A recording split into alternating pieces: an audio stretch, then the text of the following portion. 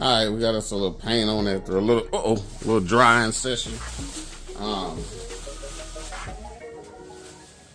Let the paint dry. All I had was some, was it satin or flat? All I had was some flat. I don't like flat, so I'm gonna go back over it with some semi-gloss, and it's still drying a little bit. Go back over it with some semi-gloss, and then converter be here, and let it rock and roll. Let it rock and roll. Like I said, I'm gonna paint the transmission probably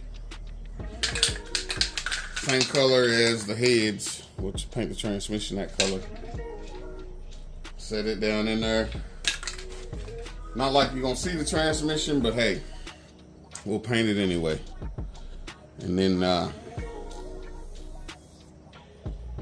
ready to rock and roll, man. Ready to rock and roll.